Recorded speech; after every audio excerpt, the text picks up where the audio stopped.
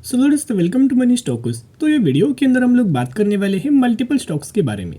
तो चलिए दोस्तों, सबसे पहले हम लोग डिस्कस कर लेते हैं जियो फाइनेंशियल सर्विसेज के बारे में। तो बेसिकली कंपनी के अंदर तो हमें थोड़ा बहुत कमजोरी के अंदर क्लोजिंग नजर आया था और 237 रुपीज़ के आसपास हमें कहीं ना कहीं कंपनी के अंदर क्लोजिंग नजर आ चुकी है। अभी बेसिकली कंपनी के अंदर ढेर सारे अपडेट्स हैं, जिस अपडेट्स की वजह से हमें अच्छा खासा पॉजिटिव इंपैक्ट हमें लंबे समय के लिए आ सकता है। और जो कंपनी का जो क्वार्टर 3 का रिजल्ट है, जब भी दोस्तों कंपनी का अगले महीने क्वार्टर 3 का रिजल्ट आएगा, 100% हम लोग बात करेंगे उस रिजल्ट के ऊपर। हम लोग थोड़ा बहुत आइडिया आएगा कि कंपनी के अंदर करंटली हमें निवेश करना है या फिर करंटली हमें वेट एंड वॉच करना है। क्योंकि क्या है ना, जब भी कंपनी मार्केट के अंदर आता है ना, थोड़ा बहुत हमें कंपनीज के अंदर करेक्शन एक तो होता ही है। तो कहीं ना कहीं अगर आप देखोगे, अगर थोड़ा सा भी दोस्तों कंपनी गिरता है ना, तो ये निवेश करने का सही मौका हमें बन सकता है। जियो फाइनेंशियल सर्विसेज के बारे में शेयर करने से पहले थोड़ा बहुत मैं आपके साथ FIS DIS की एक्टिविटीज शेयर करना चाहूँगा।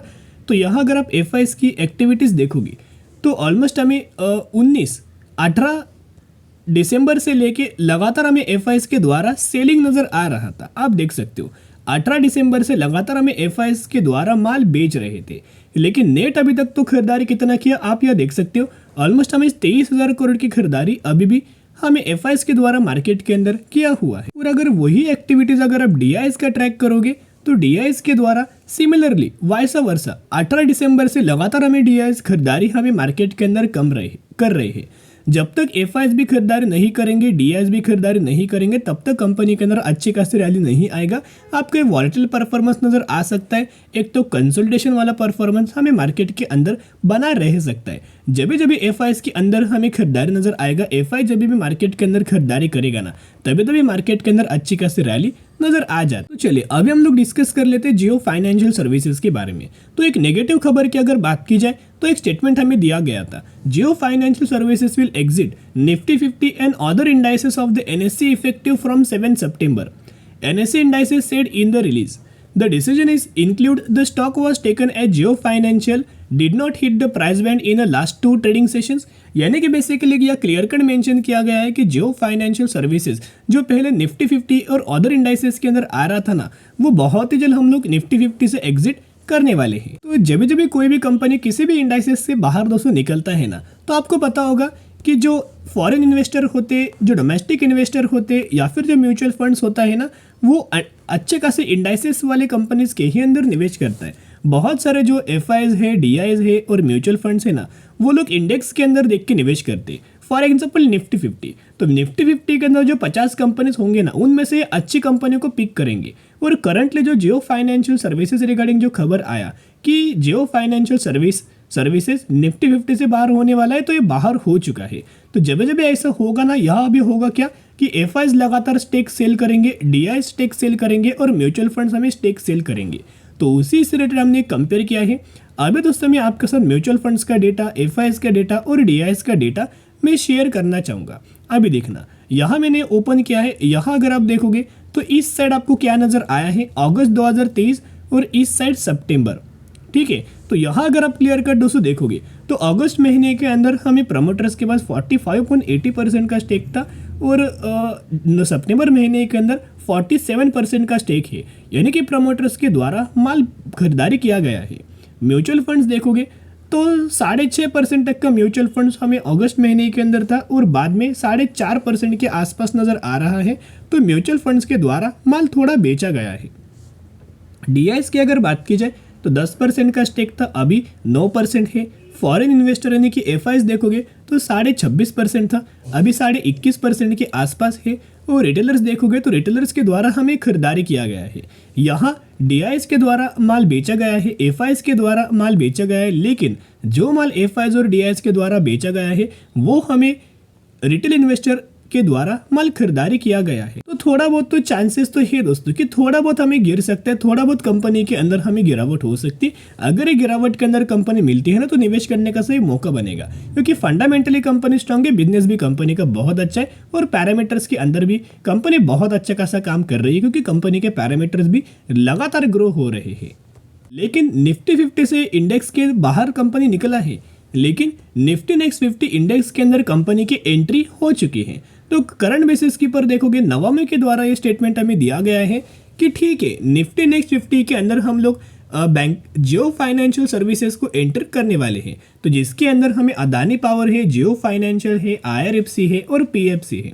तो जिसकी वजह से अगर ये निफ्टी नेक्स्ट 50 इंडेक्स के अंदर एंट्री होता है ना, तो इसके अंदर बहुत बड़ा मैसिव इन्वेस्टमेंट आ सकता है, बहुत बड़ा निवेश आ सकता है। तो देखिएगा, the stock could see $66 million in passive inflow, यानी कि कंपनी के अंदर इतना सारा पैसा हमें इन्वेस्ट होते हुए नजर आ सकता है। तो कोई भी कंपनी के अंदर अगर जब भी पैसा आएगा ना, तो वो कंपनी से रिलेटेड बहुत ज़्यादा पॉजिटिव चीज़ माना जाएगा और उस कंपनी को जरूर 100% हमें बेनिफिट मिल जाएगा। और ये सभी कुछ चीज़ें हमें इफेक्टिव कब तक होने वाली है, देखिएगा यहाँ क्लियर कट मेंशन किया गया है। सभी चीज़ें जो इंडाइसेस से रिलेटेड हमें जियो फाइनेंशियल सर्विसेज के अंदर नजर आ रही है, वो 31 मार्च 2024 से ये सभी चीज़ें हमें इफेक्टिव होने वाली है। एक और अपडेट देखोगे तो इसकी एंट्री यानी कि जियो फाइनेंशियल सर्विसेज के साथ साथ 9 स्टॉक्स की एंट्री MFFI के अंदर होने वाली है। अब ये MFFI कौन है, जो कि association of mutual funds in India, इनके अंदर हमें जियो फाइनेंशियल्स की एंट्री होने वाली है। देखिएगा कंप्लीट अपडेट्स क्या है।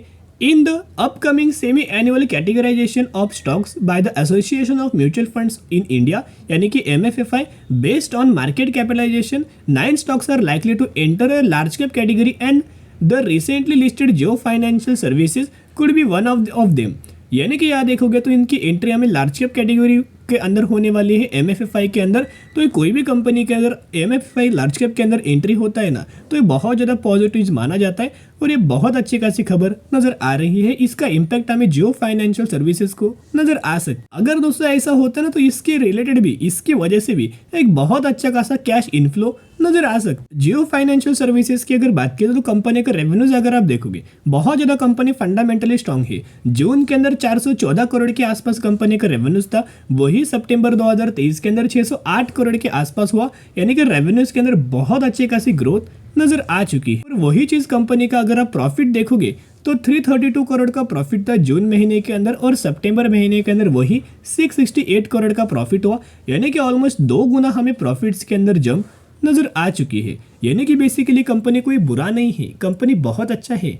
लेकिन क्या है दोस्तों, अगर ये कंपनी के अंदर हमें खरीदारी अगर करते हैं ना, तो जरूर इसका बेनिफिट कंपनी लंबे समय के लिए दे सकती है, क्योंकि क्या है धीरे धीरे करके कंसिस्टेंटली इन कंपनीज के अंदर आपको ग्रोथ नजर आ सकता है। तो जिसके द्वारा अगर आपने अभी तक कंपनी के अंदर खरीदारी नहीं किया, तो जैसे कंपनी थोड़ा थोड़ा गिरेगा, गिरावट के अंदर मिलेगा, उतना लगातार कंपनी के अंदर बाय ऑन स्ट्रेटेजी अप्लाई करना, क्योंकि लगातार दोस्तों जियो फाइनेंशियल सर्विस एक लेवल्स के आसपास होल्ड कर रहा है।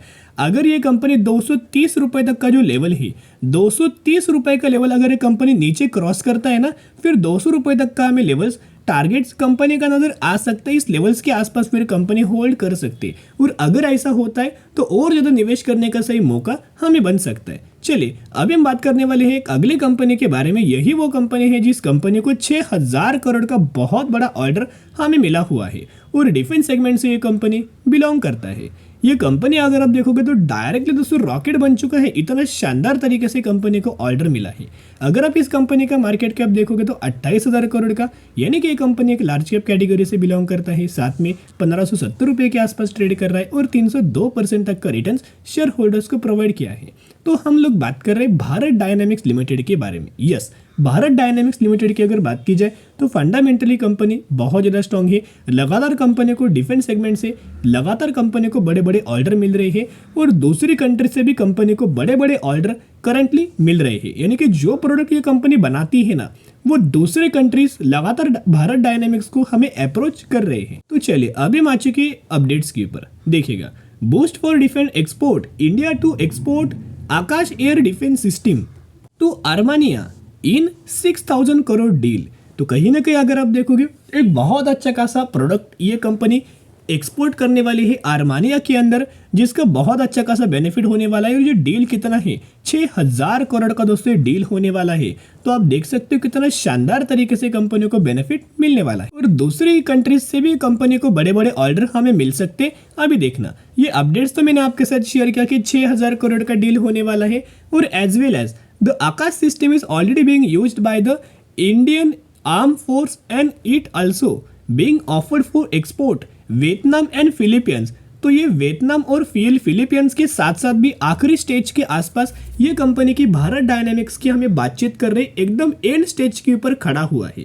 ये भी अगर वियतनाम भी अगर लेगा, फिलीपींस भी लेगा, तो और ज़्यादा एक्स्ट्रा ऑर्डिनरी हमें भारत डायनेमिक्स को इसका बेनिफिट नजर आ सकता है। और भारत डायनेमिक्स की अगर बात की जाए तो कंपनी का कितना ऑर्डर बुक है, 24,000 करोड़ का ऑर्डर बुक है और मार्केट कैप है 28,000 करोड़ का। तो आप समझ सकते हो कितना शानदार तरीके से कंपनी को एक्सपोर्ट सेगमेंट से एक्सपोर्ट दूसरे कंट्रीज से बड़े बड़े ऑर्डर हमें मिल रहा है और स्पेशली गवर्नमेंट इसी के ऊपर ध्यान दे रहा है। जितने भी प्रोडक्ट्स है ना वो बाहर की कंट्रीज को लगना चाहिए और बाहर से कंट्रीज से बड़े बड़े ऑर्डर इंडियन वाली कंपनीज को मिलना चाहिए, तो जिसके द्वारा अभी करंट बेसिस के ऊपर वैसी सिचुएशन नजर आ रही है जिसका बहुत अच्छा खासा बेनिफिट हमें भारत डायनेमिक्स को भी नजर आ सकता है और HAL को भी इसका बेनिफिट नजर आ सकता है। ये कंपनी दोस्तों करता क्या है भारत डायनेमिक्स, तो आप यहाँ देख सकते हो ये गाइडेड मिसाइल्स मैन्युफैक्चरिंग करता है और एलाइड डिफेंस इक्विपमेंट्स ये कंपनी मैन्युफैक्चरिंग करती है। तो जरूर कंपनी के बारे में स्टडी करना, एनालिसिस करना और उसके बाद निवेश करने की कोशिश कर सकते हो। चलिए अभी हम बात करने वाले हैं स्टैंडर्ड कैपिटल मार्केट के बारे में, जो कि 75 रुपीज के आसपास ट्रेड कर रहा है और मैक्सिमम के अंदर 733% का रिटर्न शेयर होल्डर्स को मिल चुका है। ये वही कंपनी जिस कंपनी के अंदर आपको 1:2 रेशो का स्प्लिट का अनाउंसमेंट किया गया है। इसका मतलब एक के बदले 2 शेयर ये कंपनी देने वाली है। तो जरूर कंपनी के बारे में आप स्टडी करना, एनालिसिस करना और अगर आपको ये वीडियो पसंद आए, एक रिक्वेस्ट करना चाहूंगा कि अगर आपको वीडियो अभी तक पसंद आया होगा तो जरूर वीडियो को लाइक और चैनल को सब्सक्राइब कर सकते हो। फिर मिलेंगे।